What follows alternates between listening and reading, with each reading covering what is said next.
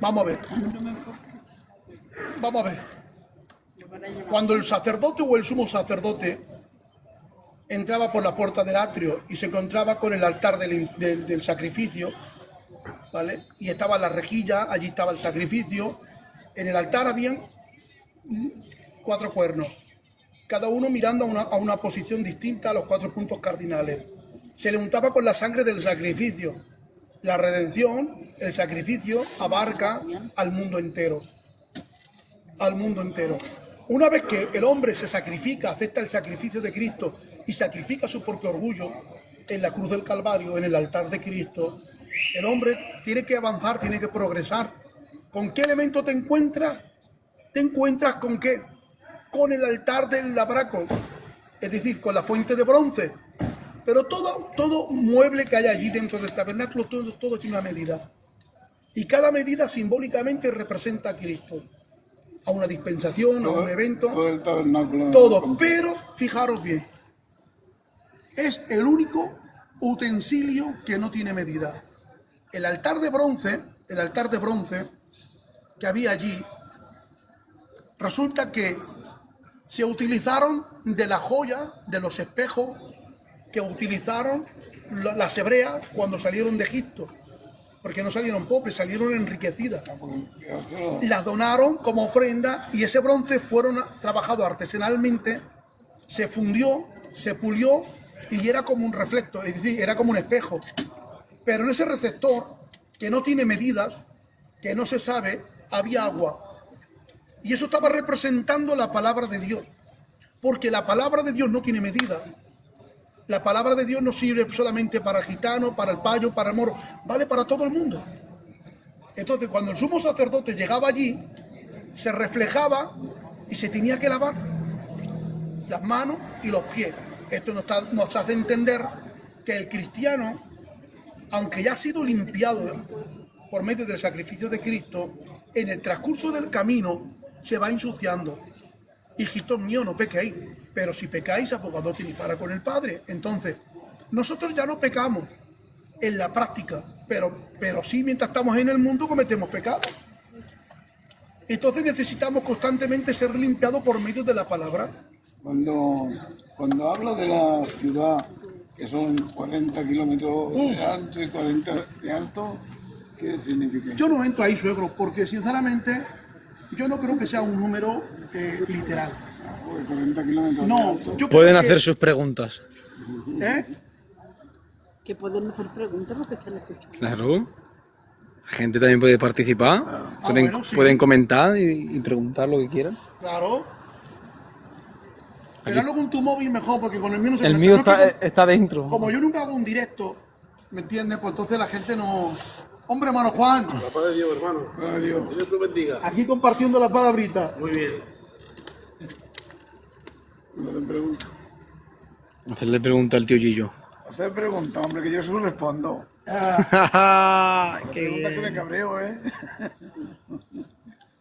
Mamá, ¿se lo tenían? Pregunta, pero preguntas bíblicas o preguntas de todo. Hombre, bíblica, no. Hombre, Hombre, si es de puede historia... ser Preguntas bíblicas aquí. Preguntas de la vida aquí. entonces va a ir todo el infierno.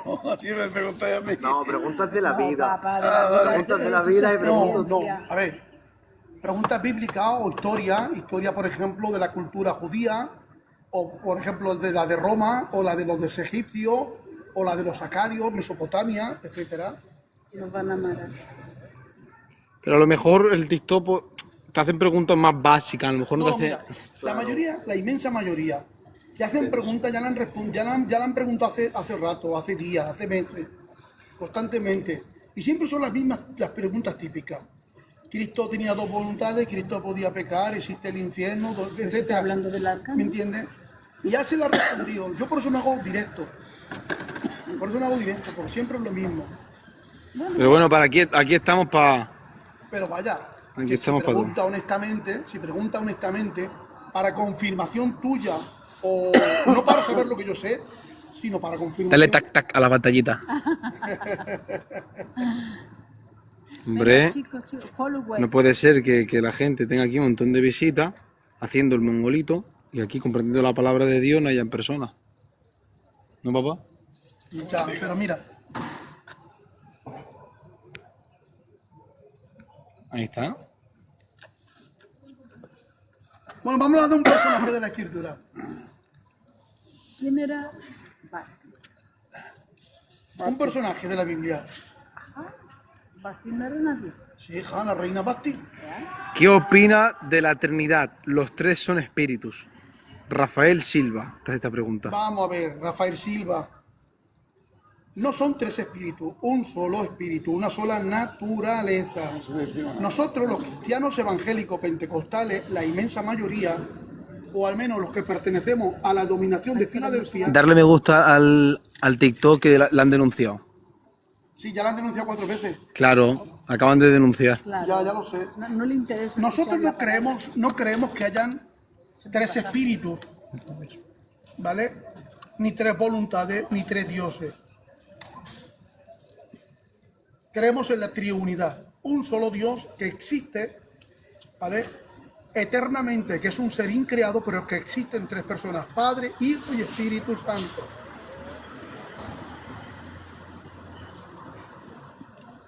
En ese tema yo no voy a entrar, Pero bueno, porque está mi ya colega. se la respondió. Está mi colega que enfatiza todos los días el tema de la Trinidad. No voy a dar el nombre, pero es mi colega, ¿vale? Está ahí todos los días enfatizando todo lo contrario a lo que yo creo. No, no lo conoce usted. Es un colega que está ahí de otra parte de Dice, España, Dios te bendiga, hermano, el Rafael Silva. ¿vale? Y nosotros no creemos en eso. Entonces, Pueden seguir haciendo sus preguntas. nosotros queremos que el Padre, el Hijo y el Espíritu Santo nunca tuvieron un principio de creación. Existen coeternamente, eterna de la eternidad a eternidad. Antes de que existiera el polvo, la materia, el oxígeno, el aire o lo inmaterial, ya existía Dios en un solo ser, ¿vale? En tres personas. El Padre, como persona, primera persona, se presenta así en la Escritura para que nosotros podamos tener un concepto.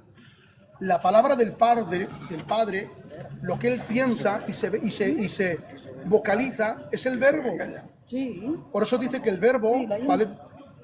Filosóficamente, Cristo es la palabra exhaustiva del Padre, ¿vale?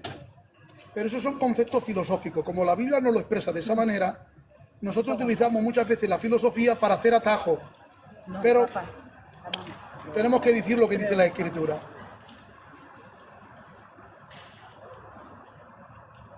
Una preguntita más. De hecho, si el Espíritu Santo no fuera Dios, no fuera eterno, vemos en Hechos capítulo 5, si no mal recuerdo, que hay un matrimonio que venden una hacienda, ¿vale? Una propiedad que ellos tienen, y es Ananías y Zafira. Y ellos la venden, vamos a inventarnos un precio en el siglo actual, hablemos de euros. La han vendido por 200.000 euros esa propiedad. Y el marido le dice en secreto a la mujer, mira, pues ahí está Pedro juntamente con los discípulos, nosotros la hemos vendido por 200.000 euros, vamos a decir que la hemos vendido por 100.000, se lo entregamos a Pedro los 100.000 para que lo ponga a disposición de los pobres, nosotros quedamos bien y nos quedamos con 100.000 euros para nosotros. Pedro, siendo avisado por el Espíritu Santo que le da la revelación de lo que había ocurrido en el secreto, le dice Pedro, no habéis mentido a los hombres, sino a Dios, que el Espíritu Santo. Habéis mentido al Espíritu Santo, habéis pecado contra Él. Vosotros erais dueños y lo habéis vendido por la cantidad de dinero que queríais. Podíais quedarlo o podía entregarlo, pero por lo que había en lo más recóndito de vuestro corazón, por ese sentir tan malo, no ante los hombres, sino ante Dios, has cometido un pecado, has mentido al Espíritu Santo.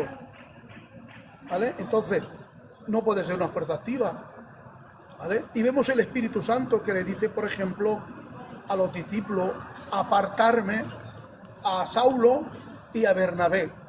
Y por otra parte dice el apóstol San Pablo, el Espíritu Santo Dios me lo prohibió. Es decir, vemos que el Espíritu Santo se presenta personal, tiene una personalidad, que él siente, que él decide, que tiene voluntad, etcétera, etcétera. ¿Vale? Es así. Alguien. Luego, si quieres ver el concepto trinitario, no te voy a dar ningún texto, por ejemplo, de Génesis capítulo 1, cuando dice hagamos al hombre en el sentido plural. Ese, aunque habla de un concepto trinitario, lo quitamos. Cuando dice Génesis capítulo 11, descendamos y confundamos su lengua, es un concepto, ¿vale?, plural para referirse pues a la Trinidad. Si tampoco lo acepta, pues también lo retiramos. Cuando se habla, por ejemplo, de Mateo 28, de cuando se dice bautizándolos en el nombre del Padre, del Hijo y del Espíritu Santo, aunque se habla de la Trinidad, si no lo cree, pues también lo quitamos. Cuando vemos que Jesús, por ejemplo, se va a bautizar, y la voz del Padre le dice a Juan Bautista, este es mi Hijo amado en el que yo tengo, puede estar mi complacencia, y el Espíritu Santo, simbólicamente, en forma corporal, baja con una paloma y se posa a Jesús para dar testimonio a Juan del que le había hablado era el Padre y del que estaban presente era el Verbo. Eso es una manifestación de la Trinidad. Pero si no lo crees, también lo quitamos. Pero te voy a dar un texto clave. Isaías, capítulo 48, verso 16. Y ahí te dejo que, en tu criterio, que tú lo leas.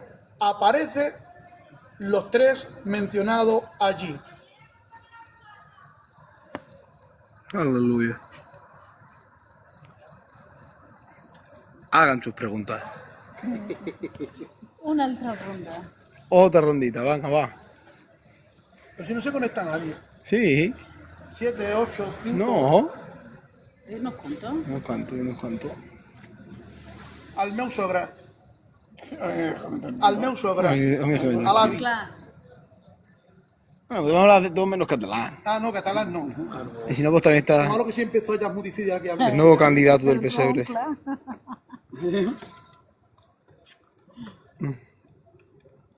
A mí también me puede hacer. ¿Por qué el preguntar, cristiano se siente frustrado? ¿Por qué se siente frustrado? ¿Por qué no se siente realizado? A pesar de estar yendo con frecuencia al culto, está con el pastor, está con los hermanos, pero aún así el cristiano se siente frustrado, no se siente realizado. ¿Por qué? No sé, no deja. Por no sentirse realizado. ¿Por qué? ¿Por falta de oración? No, no por falta de oración. Ese es el motor principal de que la iglesia del siglo XXI no ora. La iglesia del siglo XXI, que somos nosotros, no oramos, yo no oro.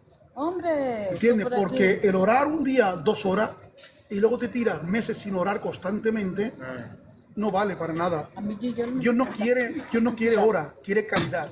Prefiere el Señor 5 minutos, pero diario. 5 minutos, pero honestamente.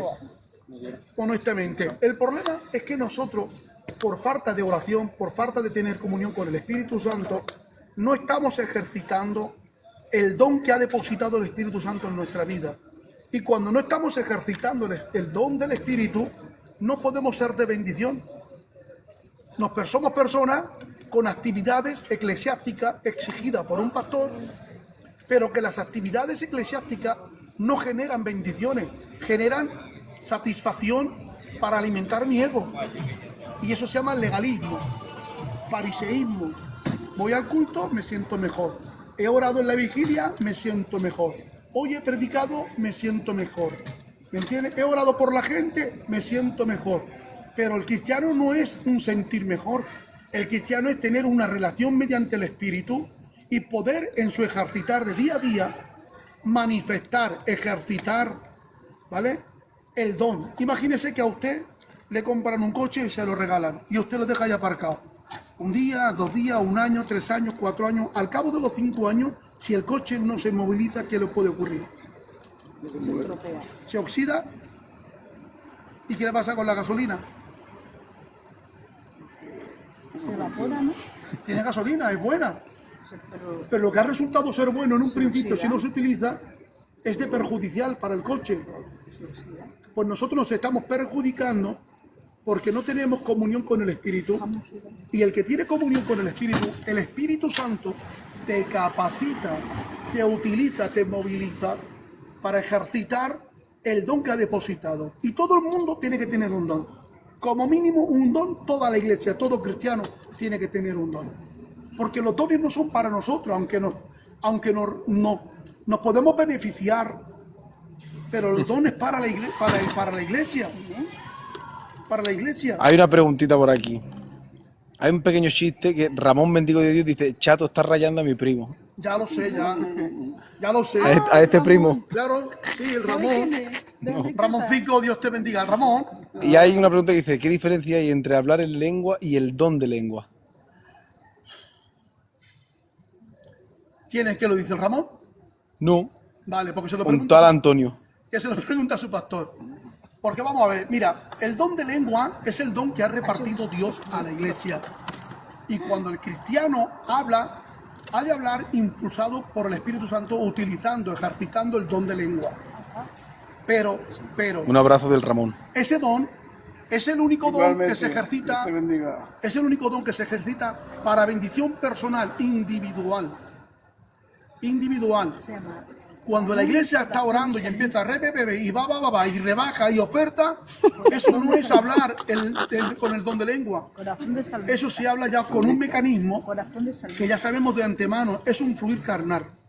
Nos emocionamos. ¿Vale? Ahora, con eso no quiero decir... El Ramón, el hijo de la Enriqueta. Sí, claro. ¿Sabe quién es? Sí. ¿Cómo está la mamá? ¿Quién hay en la casa? El tiene ya. La iglesia, cuando se pone a orar, ¿Qué es un carnal? el carnal, muchas veces hemos cometido el error de pensar que es aquel cristiano que no viene al culto, que es uno que practica mucho el pecado, y es todo lo contrario. Bíblicamente el carnal es el neófito, Un niño, ¿no? un niño en Cristo, o como dijo el apóstol San Pablo en términos bíblicos, debiendo de ser maestro, aún sois como niño, ¿me entiendes? Lleva 20 años de evangelio Leche. y aún te tengo que hablar de la imposición de manos, aún te tengo que hablar de la doctrina de la resurrección, aún te tengo que decir qué es lo que es predicar, pero si ya lo tendríais que saber todo esto, lleva 20 años de evangelio o 20 años ocupando un lugar y no has nacido de nuevo. No sabe dónde está. No, sigue naciendo de nuevo. Porque no sabe dónde está. Está Lo Lo que no la ha desarrollado. Exactamente. Va bien, mejor. La mamá Enriqueta. Muy bien, Ramoncico. Dile si sigue componiendo sus poesías, Hombre, salmista. corazón salmista. El don de lengua en el pentecostal era un idioma. Claro, eso sí, un dialecto. ¿Sí? Un dialecto, sí. No es rebebebebebe. Pero en plan de ir por la calle y hablarse de esa manera. No, no es así. Entonces, ¿un dialecto cómo? Un dialecto. Con el Señor. Un idioma. No, mira, te explico. ¿Entre una persona y otra? Vamos a ver, vamos a ver. No se va a entender. Cuando los discípulos estuvieron en el aposento alto, cuando estuvieron en el aposento alto, cuando Cristo les dice a los discípulos, y recibiréis poder cuando el Espíritu Santo venga sobre vosotros, y me seréis testigos en Jerusalén, en Judea, en Samaria, hasta el último de la tierra. Ellos están orando, que están en el aposento alto, viene el Espíritu Santo sobre ellos, los inviste de poder, y empieza a hablar en un idioma que ellos no conocían, pero empiezan a hablar en un idioma. No era va, no era eso. No, eso es una artimaña que no quiero hablar más de esto porque no quisiera hacer mal. Pero era un idioma. ¿Por qué? Porque en esa época vinieron los de Ponto, los de Galacia, los de Asia, los de Roma, los de Bitinia, los de Cirene, que es al norte de África, y así sucesivamente. Y la gente decía, atónito, pero estos cómo pueden ser que son galileos, ¿me entiendes? Y están hablando en nuestro propio idioma. Venían de Roma, estaban hablando en latín. Exacto, Francisco. Si vienen de África, estás hablando en otro idioma. Era un dialecto. Y era un mover del Espíritu Santo, ¿me entiendes? Para que la gente, viendo estas maravillas, se pudieran convertir al cristianismo. Pero ellos no es que supieran de idioma. Claro que no, eso es el don de lengua, un dialecto.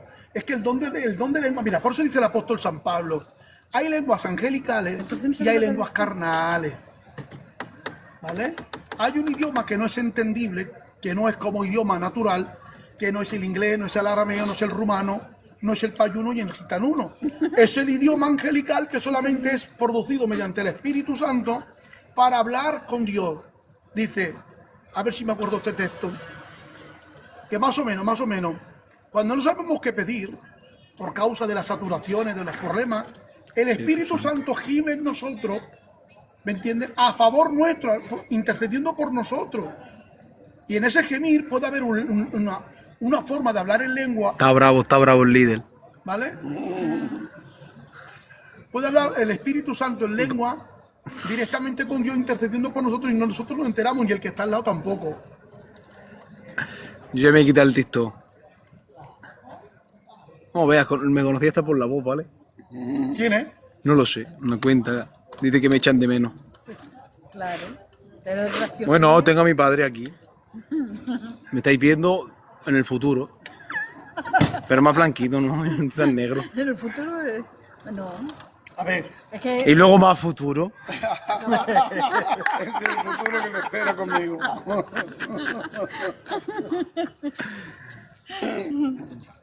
El TikTok es para esto. Si ¿Sabes qué no, pasa? no trae nada bueno. Buenas noches. sí. Que voy a los cultos todos los días, pero mi pastor no me deja predicar. Pues aquí con la familia me escucha sí o sí. no tiene amarrado. A ver tu cara, que hace mucho que no te veo. No, ¿de qué? Ya está bien. Estamos hablando del Señor. Estate quieta. Por tu cara que hace mucho tiempo que no te veo. ¿De dónde soy? Amo. Qué bueno es alabar al Señor. Pues Vaya. somos de San Roque, que somos de los hinojos. Ay. Somos del arroz con mucheta con hinojo y gallina. La mama parece como esa. Un abrazo a mi familia, bendiciones. Bendiciones, Ramón. Dios te bendiga. Dios te bendiga mucho, Ramón. Saludo a la familia también. Papá, mami, a todos. Bendiga. Saluda al José, a mi tío, a tu cuñadito. Y a todos los oyentes. Qué bien. Está ungido este Ramón. ¿No hay más preguntas ya?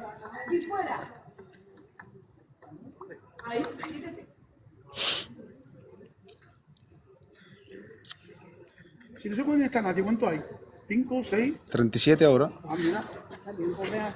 Sigue hablando del Se admiten preguntas. Con las preguntas raras pues se conectan 100, 100 y pico. Pero claro, tienes que meterte en profundidades del océano. Vale. Una de las preguntas. Buenas noches, tengo una pregunta. Buenas noches, Juan Cortés. Ángel, ¿cuántos cielos hay? Bueno, hay quien dice 9 y yo creo que hay 3. 3, ¿no? Primero, segundo y tercero. Pero cuando se habla de cielo, aquello Buenas es noches, misterio, Manuel. porque siempre se habla en plural. Los cielos, de los cielos, de los cielos. En plural. ¿Vale? Pero yo creo que sí, hay 3. Hay tanta gente. No, hombre, si yo no me veo. Saúl se le predicó a Samuel por medio de una vidente. ¿O no era Samuel? Bueno, hay dos opiniones. Hay dos opiniones. Unas creen que fue directamente, pues, un demonio y otros creen que fue Samuel. Ahora, la excepción no rompe las reglas, ¿no? Los difuntos no salen. No salen. Pero si me pregunta a mí personalmente, en mi criterio, yo creo que fue Samuel, que no fue un demonio. ¿Por qué? Porque si ella va a la divina de Endor a consultarle, supuestamente, entre comillas, esta mujer que es espiritista, que es medium, estaría acostumbrada a tratar con espíritus inmundos, ¿vale? A ver difuntos, a ver demonios, de alguna manera estaría acostumbrada a ese ámbito espiritual. Entonces, si le aparece Samuel y se asusta, ese actuar de esta divina que se asusta en gran manera, ¿por qué se asusta? Pudo ver como excepción de que viniera el profeta y encima le llegara a profetizar acerca del futuro, o también los demonios pueden profetizar y hablar del futuro. Entonces hay dos opiniones, ¿vale? Hay dos postulados. Mi opinión personal fue Samuel. Aparece el nombre de él también con mayúscula, Samuel.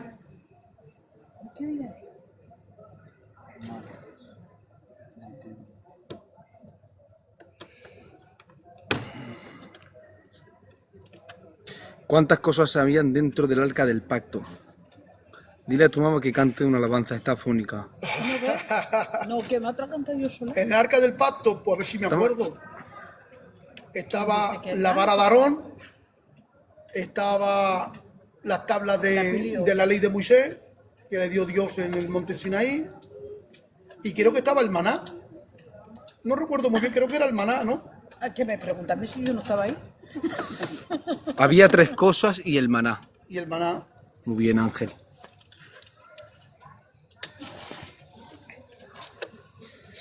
Sí, Francisco.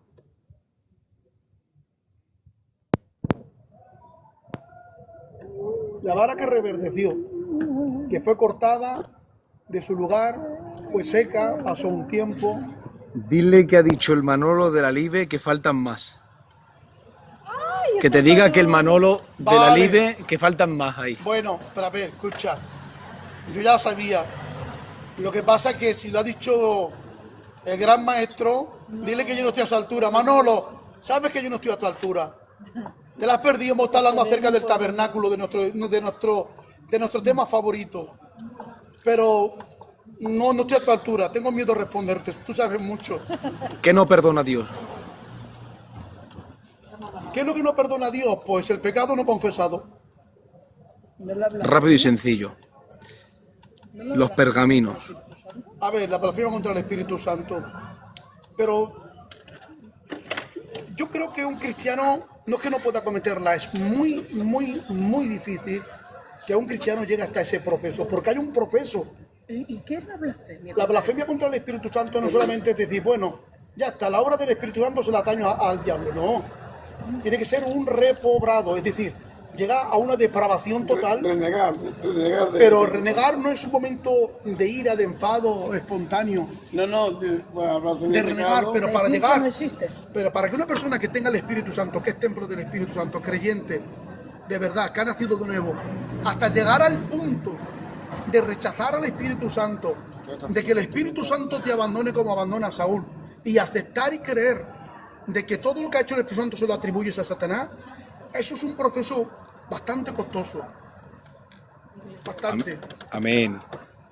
¿Vale? Entonces ¿qué es lo que no perdona a Dios? Pues yo creo que Dios no perdona el pecado que uno no confiesa, del que tú no te arrepientes. ¿Vale? Hakuna Batata. Esta persona ha dicho que hable el tío Gillo, pero lo ha dicho como 7 o 8 veces. No sé quién será. Pues no sé. ¿Qué dijo? ¿Qué quieres? Un consejo para ¿Qué la quieres tú? Habla. Cuando no es una mica da igual. Pregúntame lo que quieras, ¿no? Pregúntame lo que quieras. Que va mis años, tengo experiencia. Que se lo digo a mi yerno que te responda.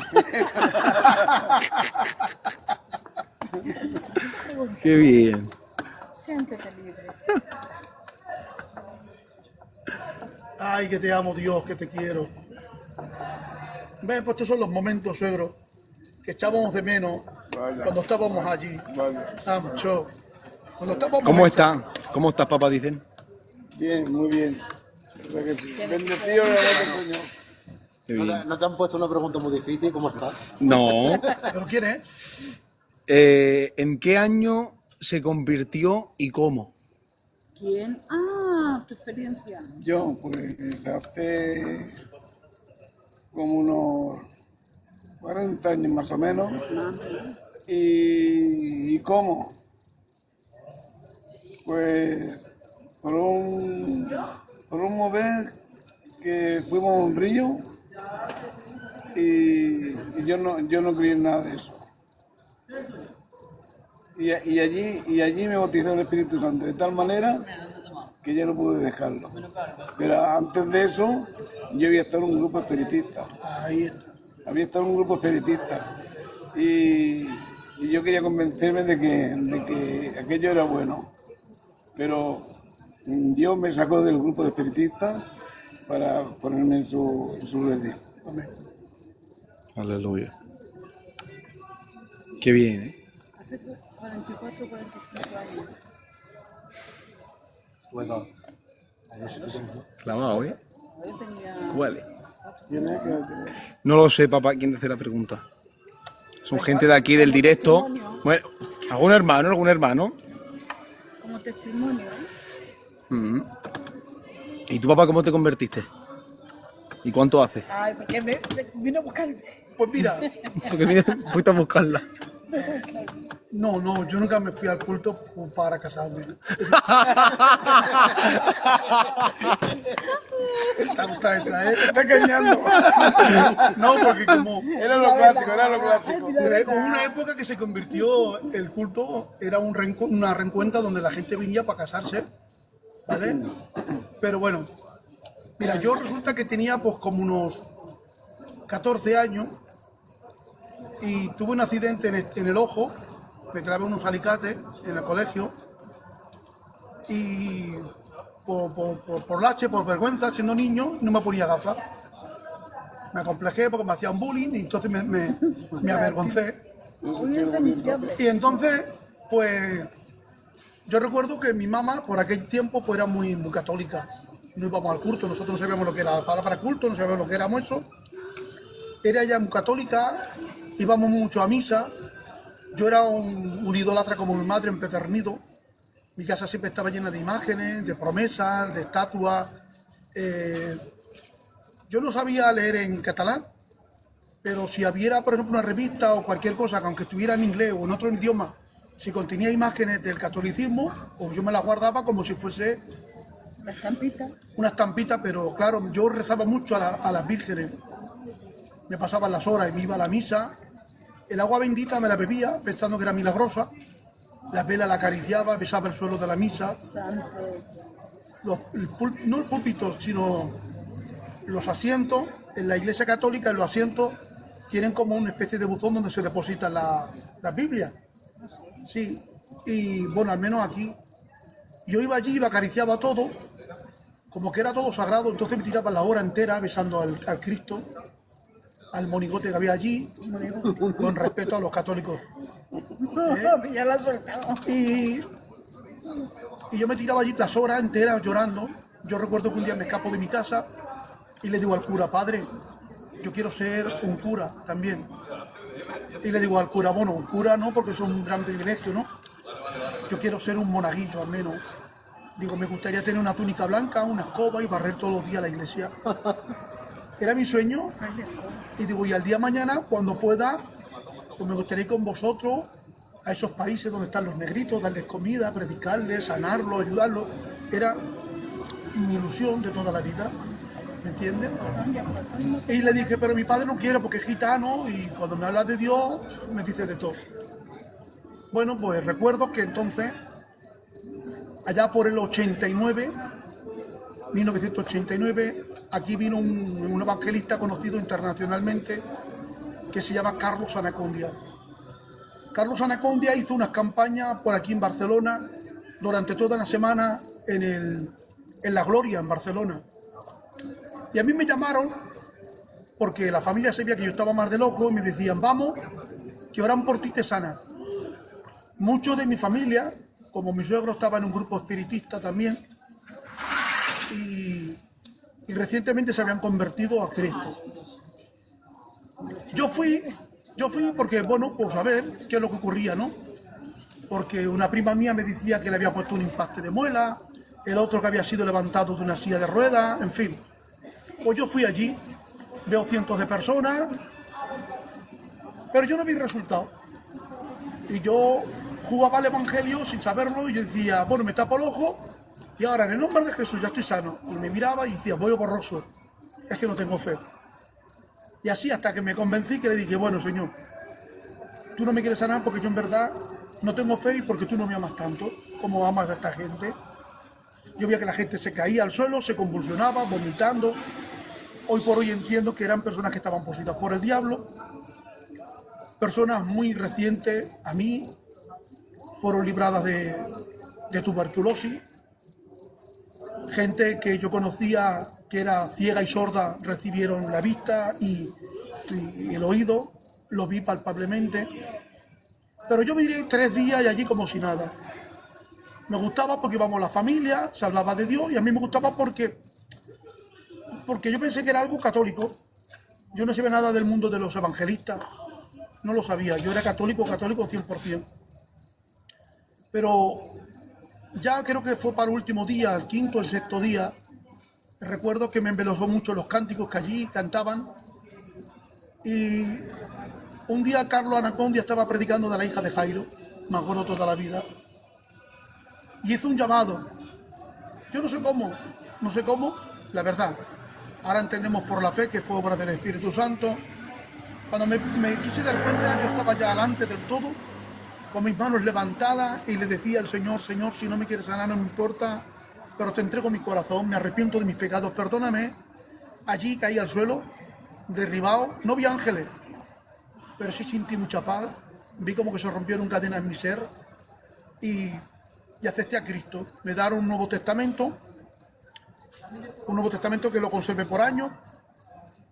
Y cuando lleguemos aquí ya al barrio en San Roque, pues este familiar que me invitó a ir a la campaña me dijo, vamos al culto.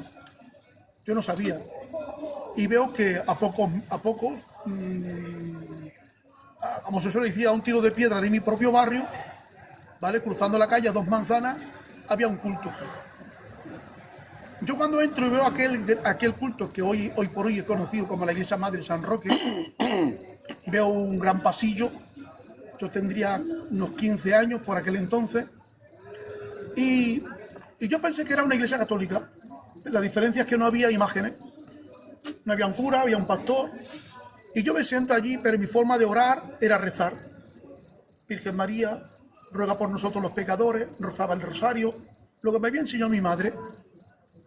Pero cuando yo escucho un día que estaba predicando el Pichi, que era el pastor, que llevaba poquito tiempo de pastor, yo me sorprendía y yo decía en mi mente, pero ¿cómo este gitano puede saber mi vida? ¿Quién le ha dicho que él está hablando de mí? ¿Vale? Porque cada vez que yo leía la Escritura, el Nuevo Testamento, yo me tenía que levantar a las 3 de la mañana cada día para leer el Nuevo Testamento, me encerraba en el lavabo con una vela, porque no teníamos luz entonces. No teníamos luz, y yo para que mi papá no me pegara, no me regañara, pues me escondía, me sentaba en la taza del váter, y ahí me tiraba 2 o 3 horas leyendo. Y entonces yo estaba leyendo los salmos, recuerdo, los salmos, pero no lo entendía. Un día leo el Salmo 23 y me impresionó, porque yo era muy infantil, era muy noble. Yo aún estaba con la duda de si habían animales en el cielo o no habían animales. Y ahora resulta que encima leo acerca del buen pastor y de las ovejas, y yo me imagino que había ovejitas, un prado allí verde en el cielo, que estaban comiendo hierba, que había un buen pastorcito y San Pedro al lado, instruyéndolo cómo tiene que hacer todas las cosas. Y ahora el Pichi, como si me estuviera leyendo la mente, dice, pero hermano, cuando se habla del Salmo 23 y que dice que nosotros somos las ovejas del buen pastor, el buen pastor representa a Cristo, y las ovejas, no penséis que son animales, ¿vale? Somos nosotros. Ahora imaginar, en el culto yo empecé, ¡ay, menos mal! Menos mal, estos los gitanos se me quedan mirando, digo, entonces los animales no están en el cielo, somos nosotros las ovejas. Digo, este gitano, y yo me quedé ahí perplejo. Ya se despertó por medio del Espíritu Santo en mí una necesidad de querer estudiar la Biblia. Ya constantemente leía, en poco tiempo me leí el Nuevo Testamento. ¿Me había convertido a Cristo? No. Tac, tac, a la pantalla. No me había convertido a Cristo. Era algo que yo necesitaba, pero que en verdad iba porque iban los primos, iban los hermanos, iba el tío. Cuando cumplí 15 años era muy inestable. Era muy inestable.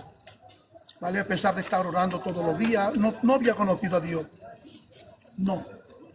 Cumplí 16 años, cuando cumplí 16 años recién cumplido me fui del culto, me fui al mundo.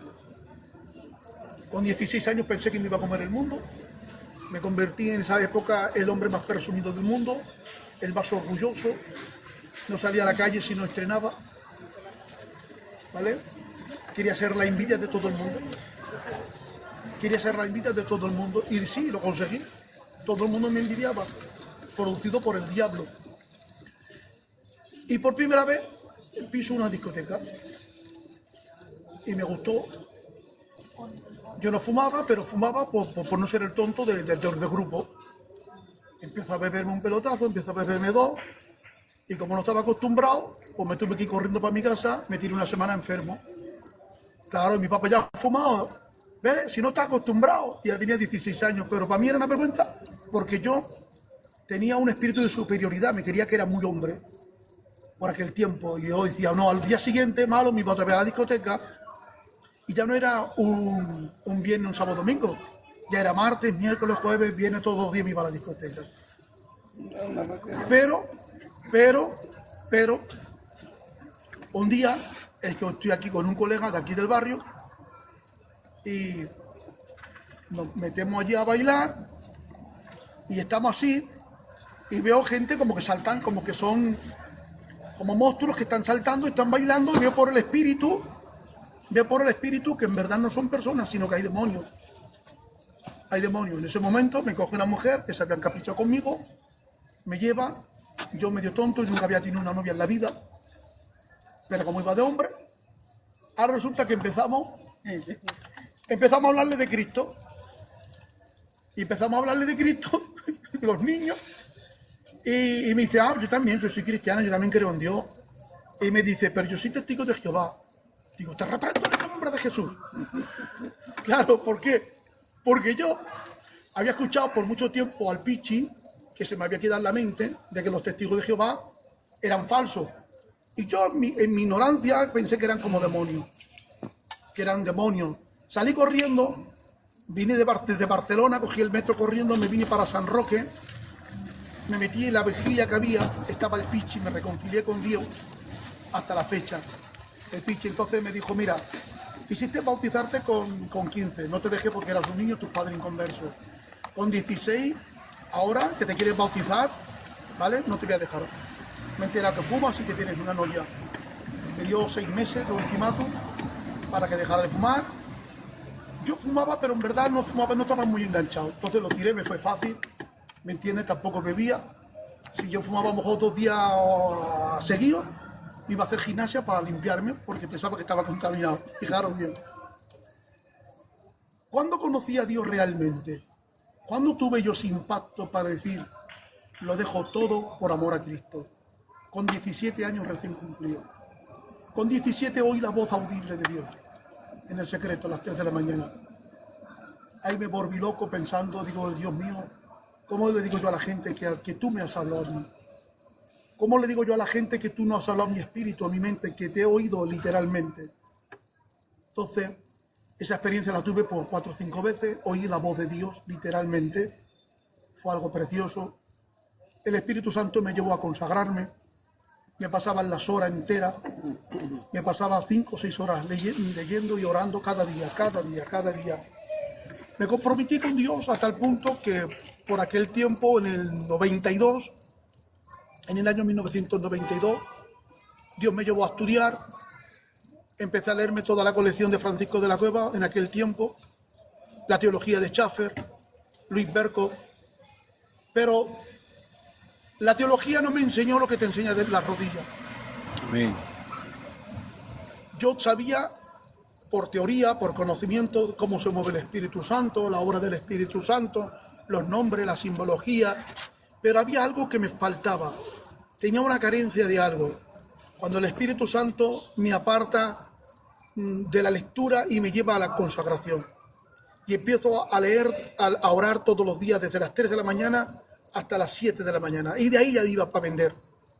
Entonces encuentro a Dios cada vez más grande, cada vez yo más pequeño.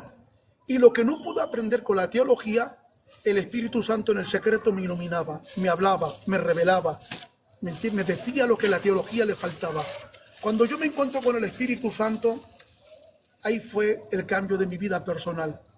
Ahí tomé una decisión, unas conversaciones, a tal punto que un día Dios se me aparece en el sueño. Dios me mimó por años, me mimó porque cada día eran sueños, visiones, profecías. Yo me iba a andar por la calle y la gente se manifestaba. Me iba a los mercados a vender y estaba vendiendo 4 cosas y la gente que pasaba me escupía, me maldecía, me juraba o caían al suelo poseído. Pero era por causa de la consagración. Vivía tan cerca de Dios que la gente me decía desde lejos, ¿tú a qué vienes aquí? No vengas a predicar. Y yo había ido pues simplemente para vender, para conformarme con vender 3.000 o 4.000 pesetas de aquel tiempo para darle de comer a mis hermanos. Pero le hice un reto a Dios. Mi familia dependía de mí. Por aquel tiempo yo tenía que estar pidiendo prestado a la gente, todo 3.000 pesetas. Entonces vendía ajo, limones, servilletas. Pero yo le hice una apuesta a Dios y le dije, mira, Señor, tú sabes que si yo no voy a vender, mi familia no come. Si yo no tengo 2 o 3 mil pesetas, mi familia no puede comer. Yo tengo que coger ahora mismo el metro y después del metro cojo un tren porque me voy a un pueblo a vender. Me iba con gente que hoy no está, ¿no? Ya han partido con el Señor.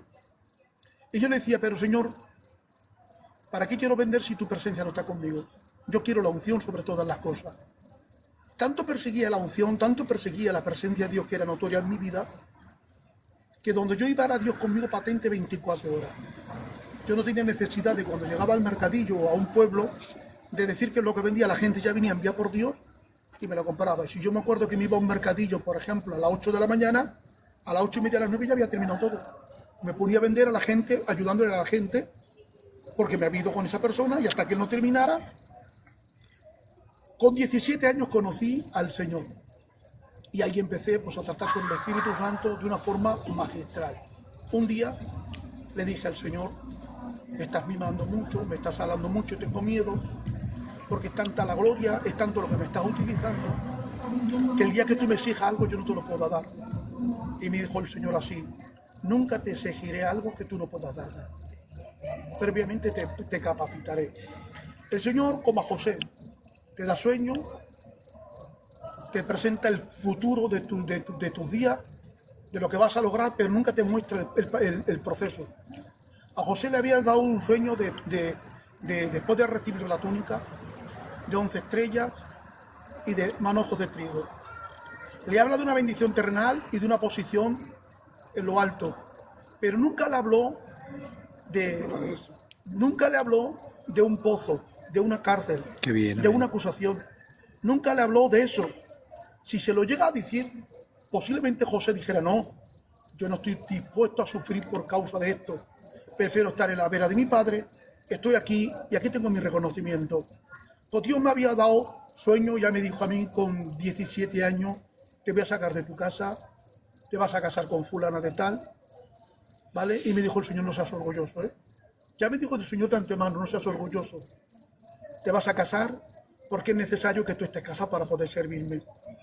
Me mostró hasta la casa que íbamos a tener y cómo estar vestida. De hecho, con los años,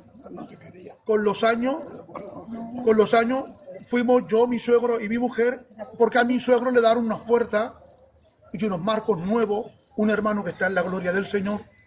Y mientras íbamos para la casa de mi suegro, en el camino, el Señor me muestra una visión y me dice, estas son las puertas con las que te voy a vestir tu casa. Y le dije yo a mi suegro, suegro, no se enfade, pero me acaba de decir el Señor que estas puertas y estos marcos no valen para la casa de usted. Dios me ha dicho que es para mí. Vamos a la casa, las pone y no le servían. Vamos a mi casa y me dice el hermano, no tengo que hacer nada. Simplemente quitar el marco y poner este marco. Y las puertecitas nuevas. Un día, orando, le digo, Señor, háblame como siempre. Son las 3 de la mañana. Mañana me tengo que ir a las 6 de la mañana al mercado. Y bueno, pues el Señor me permite, como a Salomón, me quedo durmiendo y el Señor me muestra una habitación muy grande, iluminada, una habitación donde se notaba la gloria del Señor. Y en esta habitación una mesa, pero muy grande, pues como 15-20 metros la mesa. Y estaba llena de cofres. Cofres que cada uno era superior al otro y cada cofre tenía un título. Poder, fama, riqueza, etcétera, etcétera, ¿no? Y ahí, pues, el Señor me dice, abre el primer cofre y veo riqueza. Cuando abro, tenía que abrirlo porque era con su tapa lleno de rubíes, de esmeralda, de brillantes, de oro incrustado. Era muy bonito, muy lujoso. Yo cuando lo abría, el Señor me permitía experimentar en una visión, dentro de ese sueño, yo me veía un hombre rico y poderoso. Y que ese dinero yo lo invertía pues, en gente necesitada, ayudaba a la iglesia, a los matrimonios, a la gente, ¿vale? Y el Señor me hizo ver las riquezas que me daba.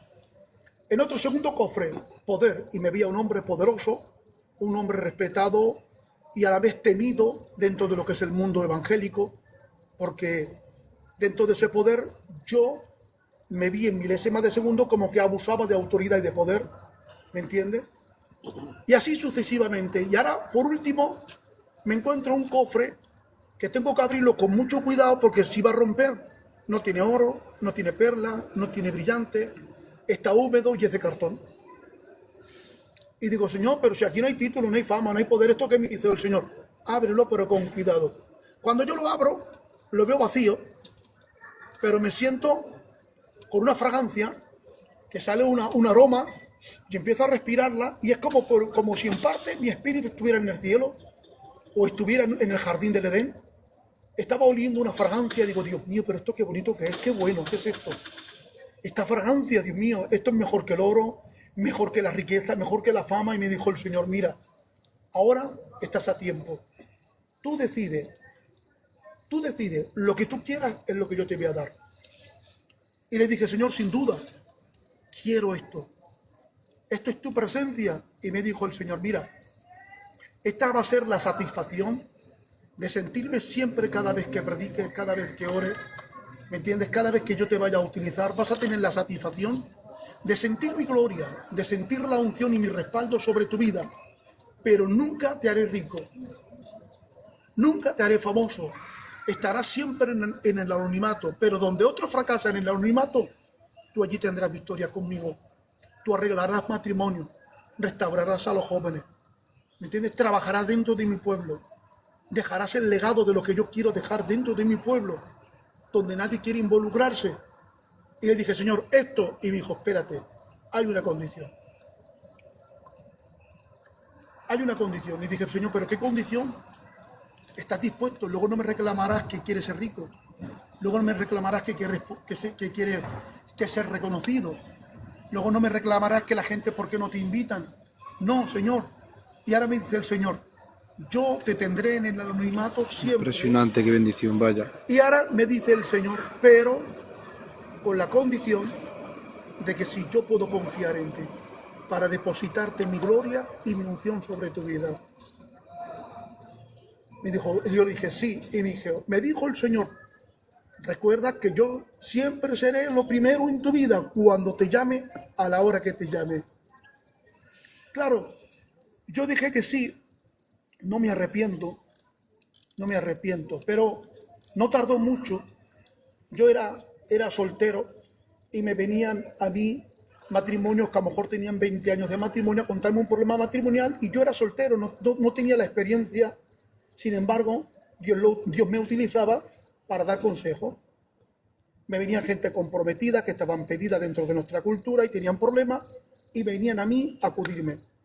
Yo veo que el Señor en esa época, con 17 años recién cumplido, me lleva a la librería, me despierta un día de madrugada y me dice, toca este tema, el tema de la homosexualidad, del lesbianismo, cómo liberar demonios. Me acuerdo que el Señor me dijo, toca el tema de la alcoholemia. Y yo decía, pero ¿tú por qué? Si nadie estudia estos temas. Todo el mundo quiere estudiar teología. ¿Y yo por qué tengo que estudiar sobre el alcoholismo, la homosexualidad y todo esto? La gente se va a reír de mí. Yo lo estudiaba en secreto porque Dios ya me estaba preparando para el día de mañana, cuando fuera a un ministerio, me va a encontrar con ciertas personas dentro de las iglesias y cómo poder tratarlo. Pero mira qué ocurrió. Pasó pues como 3-4 meses. Yo, como siempre, no por costumbre, sino por necesidad, ya también me había acostumbrado a levantarme todos los días a las 3 de la mañana a orar. Todos los días.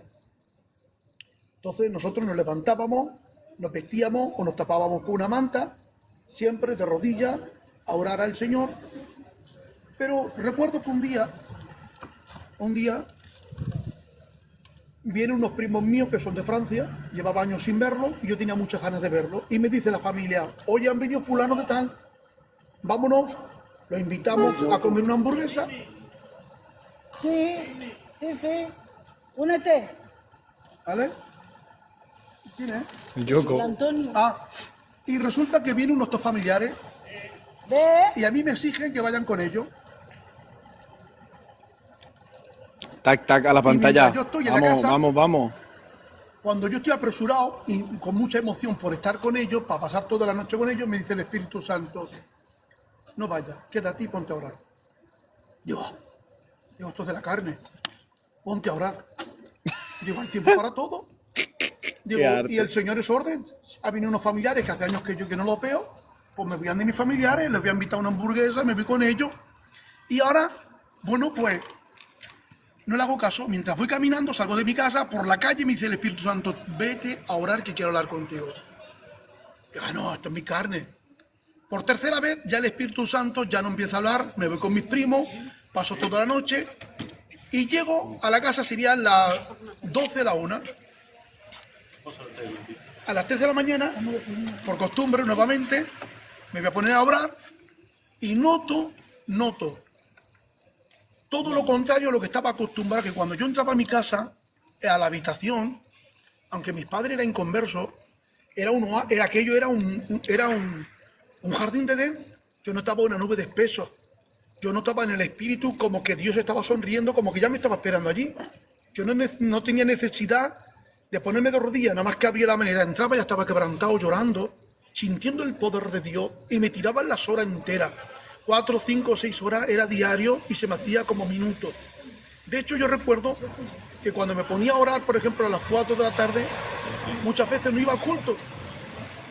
Porque cuando me quería dar cuenta ya eran las 9, las 10 de la noche. Su papá. Y cuando me pongo a leer, pues si hoy, porque todos cristianos tenemos que hacerlo, nos tiramos un ratito orando, leyendo y orando, pues en aquel tiempo yo ya perdía la noción, porque era soltero y tenía todo el tiempo del mundo. Amén. Pues esa noche, cuando me pongo a orar, digo, Dios mío, hasta hace frío. La puerta cerrada, un dormitorio pequeñito, la ventana cerrada. Digo, pero siento como frío. Y noto por el espíritu un malestar, como que tus palabras no llegan más allá del techo. Y yo intento gemir y nada, media hora, nada, 1 hora, digo, ay, no, qué raro, ¿qué me pasa? Digo, no puede ser. Bueno, pues me echo a dormir.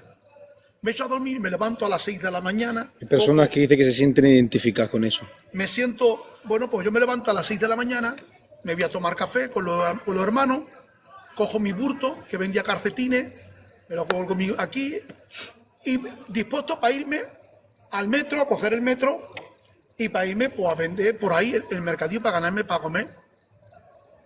Y estando en el metro, antes de pagar, una vez que estoy bajando la escalera, digo, no puedo estar con este pesar, no puedo estar con esta tristeza, me está matando. Digo, no voy a vender. Pero un muchacho, si no tiene un duro, que no tiene nada, tu familia que va a comer, digo, no me importa. Y me voy a mi casa otra vez corriendo y me encierro. Dejo el paquete y me encierro en la habitación y en ese momento empiezo a llorar. Y a llorar, y a llorar, y a llorar. Señor, ¿qué ocurre? ¿Por qué no me has hablado? ¿Por qué no me bendijiste esa noche? ¿Por qué tengo tristeza en mi alma? Y ahora recuerdo el compromiso del Señor. Te dije si podía confiar en ti. Te dije si yo sería el primero en tu vida, en todo tiempo, en toda hora. Y has puesto a tu familia el lugar que me corresponde a mí. Y ahora me dijo el Señor, yo quería hablar contigo, te iba a utilizar, pero me utilicé de otra persona. De otra persona. Y le dije, Señor, pero ¿me vas a dejar? ¿Me vas a dejar? Dios no me responde. Yo voy al culto, disfruto, pero aún estaba melancólico. 1 día, 2 días, 3 días. Bueno, pues nos vamos al culto. Acaba el culto. Hacemos la oración, ¿vale? Acabando el culto serían las 8:30, las 9, estaba el pichi. Y yo me quedo allí en el culto encerrado, porque a las 10:30 empezaba la oración. Termina la oración, las 12, la 1, me voy para la casa, me voy a orar a la habitación. Y me acuerdo que era invierno. Me quito la ropa, porque no te podías poner antes a orar, descalzo, ni descamisado, o te tenías que poner una manta entera o tenías que vestirte porque me habían enseñado de esa manera, como que era indecente ante Dios, como que era presentar tu desnudez. Y recuerdo que a las 3:30, a las 4, me dice el Espíritu Santo, levántate y vete a la casa del Carlos. Al decirme el Carlos, automáticamente el Espíritu Santo ya te pone la identidad, la imagen de esa persona. No te deja a ciega. Al decirme el Carlos, y yo digo, no puede ser esta persona, un inconverso, un jambo señor. Y digo, no, esto es mi carne, esto es una emoción. Y nada, tapado. Digo, más, mañana tengo que irme temprano al mercado, señor, me voy a Granollers y tengo que coger el metro, tengo que coger un autocar. Bueno, me dice el Espíritu Santo, vete a la casa del Carlos y predícale. Ah, no. Y por tercera vez me dice, pero así, una voz audible. Te he dicho que te levantes, vete a la casa del Carlos. Dice, el Carlos tiene un cáncer. Él hace una semana estuvo en el culto porque le predicaron. Él fue con la intención de que yo lo sanara. Viendo que no le he sanado, ha marchado al mundo. Y me dice el Señor, ves y dile que yo quiero sanar su alma, que quiero ofrecerle la salvación. Digo, pero Señor, le viene al culto, ves y levántate. Ahora imagínate, las 4:30, yo, pero a ver, Señor, yo ya tengo en mi mente esa persona, pero yo no sé dónde vive. Sé que vive en este bloque, ahí detrás de la manzana, pero yo no sé si vive en un primero, un segundo, un tercero, un quinto, un ático, un sobreático, yo no sé dónde vive. Digo, Señor, cuando yo llegue allí y le digo, vengo de parte del Señor para predicarte, para decirte que Dios te ama, digo, si me pega un cuantazo. Digo, porque son las tantas de la madrugada, hablando así con el Señor, yo haciéndome el remolón, empiezo a ponerme un calcetín, el otro calcetín, el pantalón, los zapatos, la camisa, la chaqueta, la bufanda, porque era invierno, y andando que había como 5 minutos, yo lo hice en un cuarto de hora. A ver si el Señor intentaba pues evitarlo yo. Y ahora cuando yo llego allí, le digo, a ver, Señor, ¿y ahora dónde pico? Ya son las 4:30 de la mañana, y yo llorando, así llorando, le digo, pero Señor, digo, ¿y si me pega un guantazo? Le digo, la culpa es tuya. La culpa es tuya. Digo, yo no le voy a pegar, no le voy a jurar, no le voy a decir nada. Si me pega un guantazo, me jura, le digo que la culpa es tuya. ¿Vale? Y el Señor callado. En ese momento digo, ¿y ahora dónde pico? Y ahora me dice el Señor, darte la vuelta. Ahora cuando me di la vuelta, me veo que a 100 metros viene una persona y se echa a reír y yo me echo a reír. Como si él supiera ya de mi presencia allí. Como si estuviera intuyendo mis pensamientos. Y yo también lo veo reír. Tac, tac. Cuando se acerca a 20 metros le digo, así te dice Jesús. Digo, así te dice el Señor. He aquí que me ha dicho el Señor que tú no morirás de tu enfermedad. Me ha dicho el Señor que tienes un tumor en la cabeza. Que hace una semana tú viniste al culto, pero viniste con la pretensión de que Dios te sanara. Y digo, Carlos, así te dice el Señor, es mejor que sanes tu alma que no tu cuerpo. Sana tu alma, porque Dios quiere perdonar tus pecados.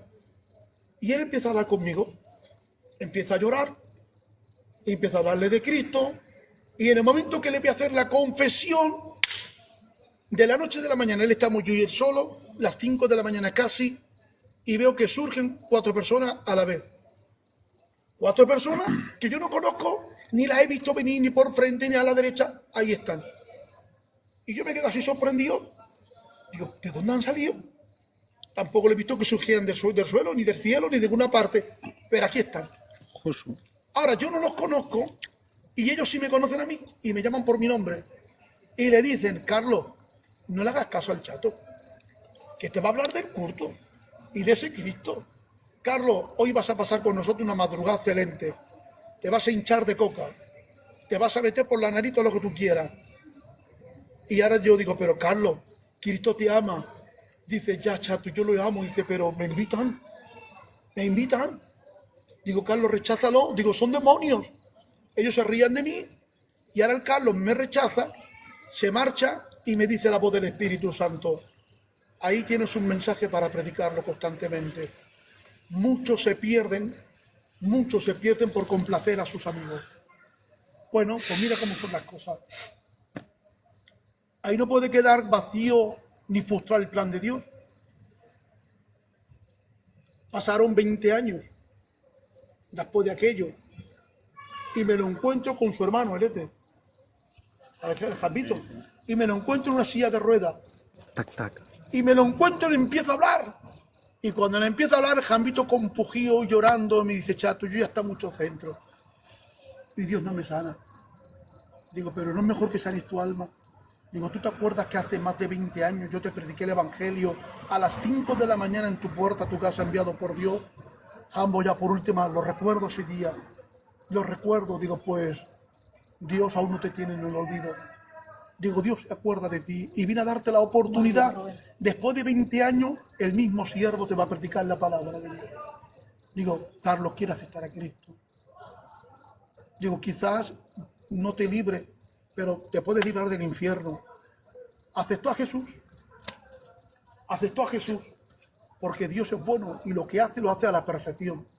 Pero ser cristiano no es fácil, no es orar, es comprometerse. Y tener un compromiso con uno mismo, en decir, yo soy un hombre o soy un tonto de hablar. O soy cristiano o no soy cristiano. Y yo no se lo tengo que demostrar a nadie, a mí, a solas. Cuando yo estoy a solas, yo mismo me tengo que decir, yo soy un hombre de Dios. Y eso no es estar envanecido. Eso es estar convencido, porque el mismo Espíritu da testimonio a tu espíritu de que tú eres un hombre de Dios. Que hayas cometido un pecado hace 2 horas atrás no te garantiza que seas un carnal. Ha demostrado que eres un hombre espiritual, pero con debilidades. Justificado pues por la fe tenemos paz para con Dios. Pero Señor, es que hace 2 días, pues yo caí. Yo ya contaba con ese pecado. Pero es que la cruz está por encima de tu pecado.